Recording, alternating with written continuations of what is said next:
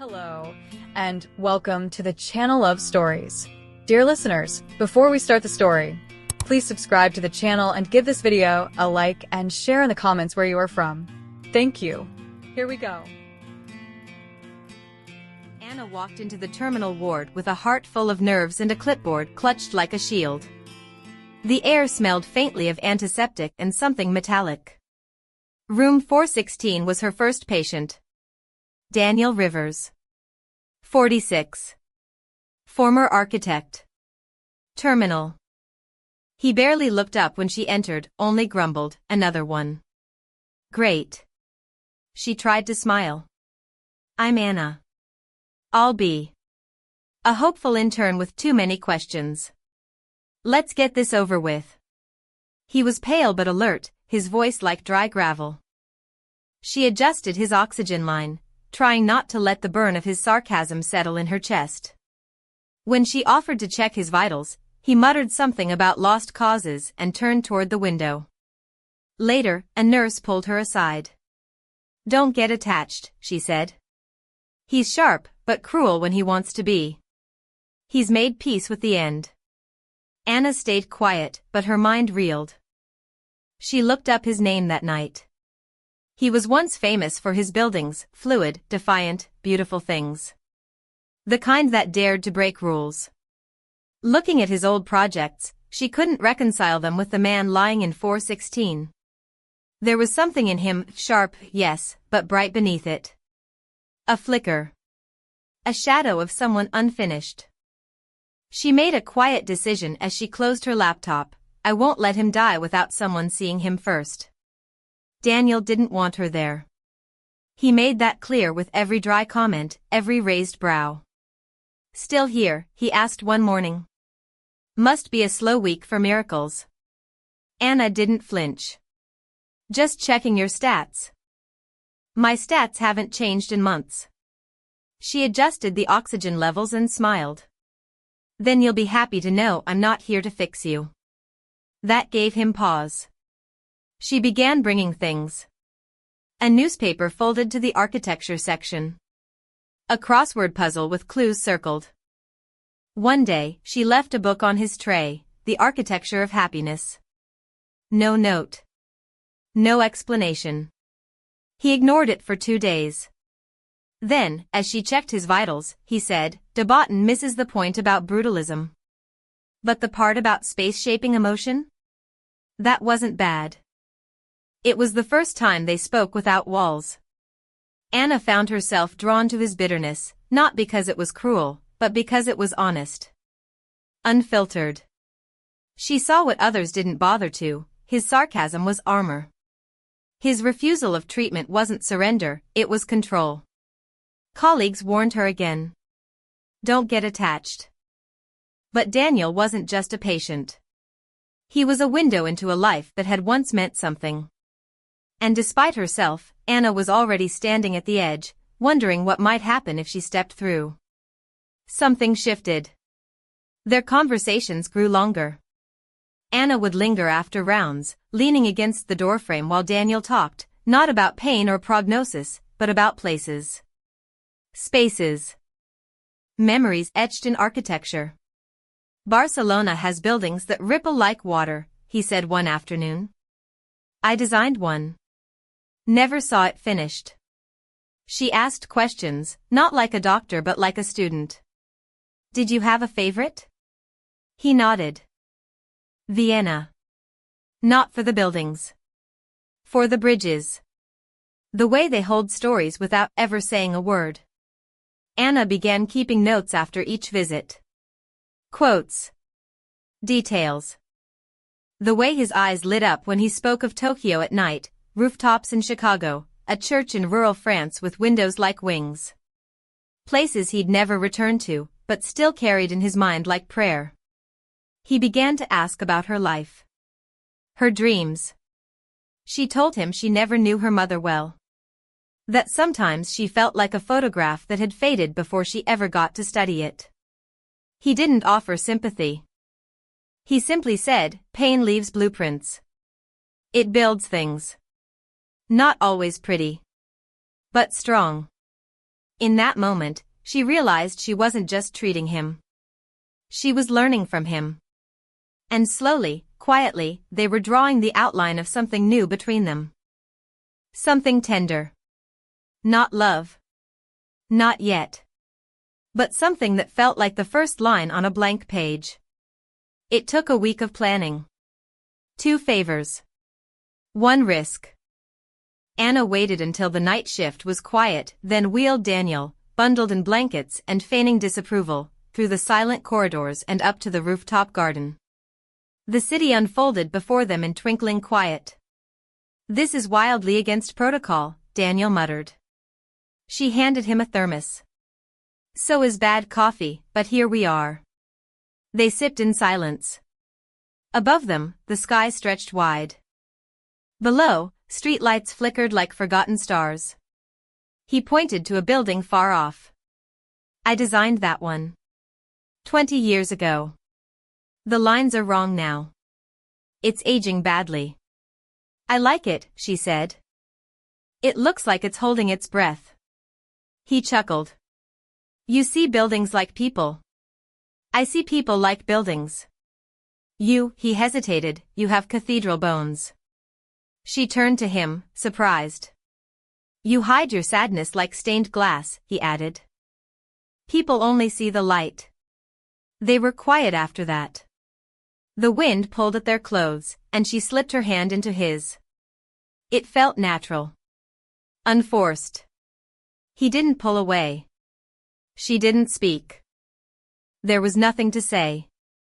The skyline said it for them. Later, as she wheeled him back, he whispered, "Thank you." And Anna, heart full and breaking, only nodded, already knowing the rooftop would become a memory she'd carry forever. She should have left it alone. But she couldn't. The treatment Daniel refused, it wasn't just a long shot. It was a possibility. A chance. And it infuriated her that he walked away from it without ever telling her why. "You could try," she said, holding the folder she wasn't supposed to read. "Even if it's hard. Even if it fails." Daniel's face hardened. "It's not your place. I care about you.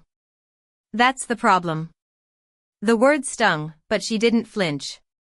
"You think I'm afraid of dying," he continued.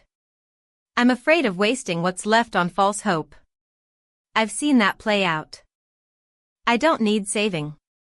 Anna's voice cracked. "This isn't about saving you. It's about not pretending you're already gone." He looked at her, eyes suddenly cold. "You want me to survive so you can feel strong. I'm not your redemption arc, Anna."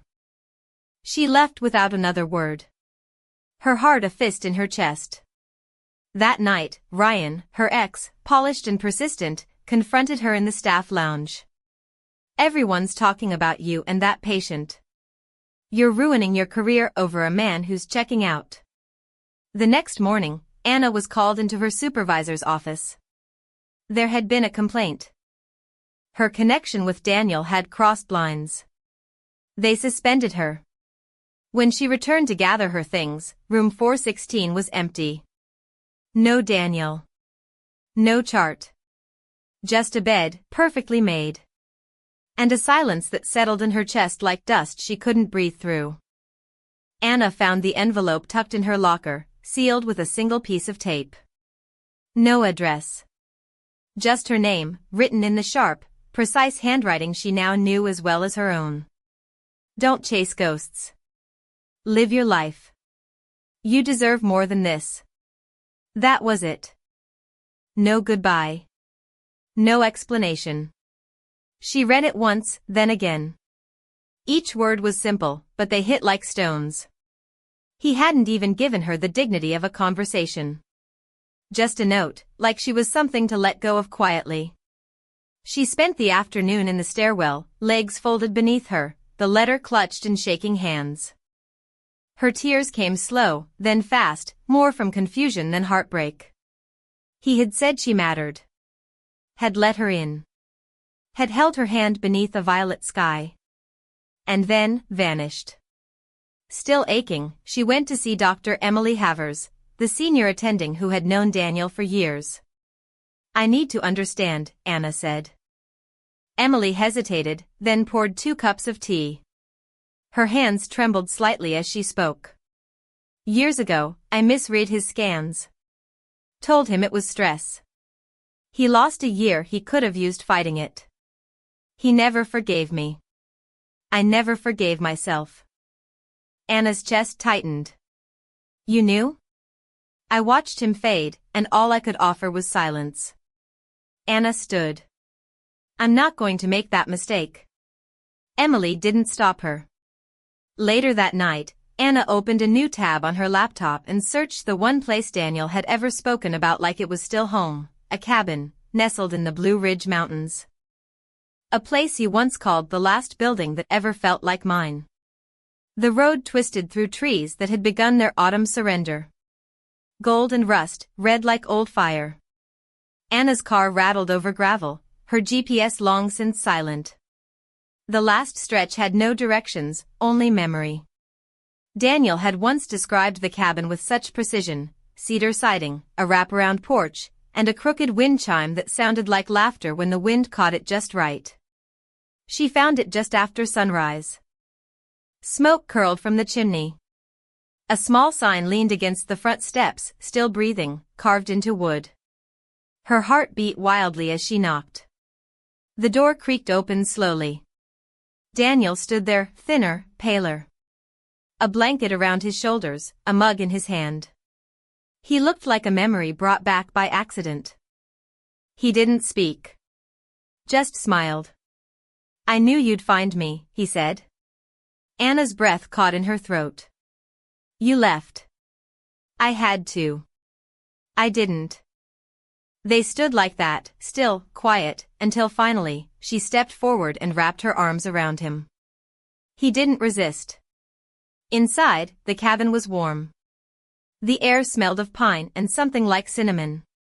Books were stacked on every surface. Sketches littered the table. "I sketch every morning," he said. "Keeps me believing there's still something to wake up for." Anna took his hand. "Then let's keep waking up." The silence that followed wasn't empty. It was peace. Time bent inside the cabin. They lived in hours, not days. Mornings started with tea and silence. Afternoons stretched into sketches and soft laughter. Evenings were for stories, his of cities shaped by steel and glass, hers of childhood moments she hadn't shared with anyone before. Daniel sketched constantly. Her hands holding a cup. Her profile against the window. The way her brows furrowed when she read. He captured her not like an artist chasing beauty, but like a man documenting something he couldn't bear to forget. Anna cooked. Simple meals. They ate on the porch, watching deer wander the edges of the woods. He'd sometimes reach over, tuck her hair behind her ear, and say nothing. Just that. Just presence. One night, as the fire flickered low, she looked at him and asked, "Why did you run?" "I didn't want to die in front of you," he whispered. "I thought it would be easier." "For you?" she asked. "For both of us." She shook her head, tears rising. "It wasn't." He touched her face, tracing the edge of her jaw. "Then let's do it differently." She kissed him. It was soft. Slow. A promise made in the space between fear and courage. Later, lying beside her in the dark, he whispered, "I'll try the treatment." She turned to face him. "Really?" He nodded. "But only if we stop talking about what comes next. Just now. Just this." She smiled through her tears. And in the quiet hum of the forest, they held each other like the world had paused just for them. The mornings became harder. The treatment had started, just small doses at first, but they left him weaker, trembling after meals, drifting off mid-sentence. Still, he never complained. He insisted on walking, even when it took twice as long. Anna supported him, step by step, her arm always there before he could fall. They spoke less during the day, not from distance, but because they no longer needed as many words. A glance, a smile, the way his hand found hers across the quilted blanket, those were their language now. One morning, he woke her gently, eyes clearer than they'd been in days. "I want to see the sunrise." She helped him dress, wrapped a scarf around his neck. Together, they climbed the small hill behind the cabin. It took nearly an hour. He had to stop and breathe every few steps, leaning against her, but he never once asked to turn back. By the time they reached the top, the sky was beginning to blush. Pink melting into orange, light sliding between the trees like it had been waiting for them. Daniel sat on a flat rock and pulled her beside him. His breathing was ragged but steady. "This," he said, voice low, "this is what I wanted. Not years. Not cures. Just this moment." Anna held his hand, tears slipping down her cheek silently. He didn't look at her. He watched the horizon, like a man trying to memorize the shape of something holy.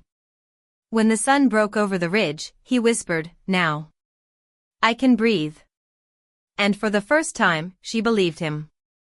Daniel's decline was quiet. Not dramatic, not sudden. Just a slow unraveling of strength, the way twilight sneaks up on the day. One morning, he didn't rise with the sun. His chest rose gently beneath the covers, but his eyes stayed closed. His sketchpad lay on the nightstand, open to a drawing of the two of them, her laugh frozen in pencil. Anna sat beside him all day, reading aloud from the book she'd once left on his hospital tray. Her voice trembled, but she didn't stop. At dusk, she pressed her forehead to his and whispered, "You taught me how to be still. How to see." That night, as the wind rustled through the trees, he passed. Peaceful. Quiet. As if the world had held its breath until he let his go. She found the journal the next day, tucked in the drawer beneath his sketches. A collection of letters, all addressed to her. One read. "You made the time I had feel like enough. When you held my hand, time forgot to move. If I had another life to live, I'd find you sooner." She cried until the sun came up. Months later, back in the city, Anna opened a small free clinic in a corner lot near a community park. She called it the Wing. In the waiting room, framed above the reception desk, hung one of Daniel's final sketches, a rooftop view, a hand in another, the skyline painted in hope. She didn't move on. She moved forward. And every time she stepped into that building, she breathed for both of them. Because love, real love, doesn't end. It echoes. It builds. It lives in every hand we hold, every breath we give. And in every moment that reminds us we were once seen, completely.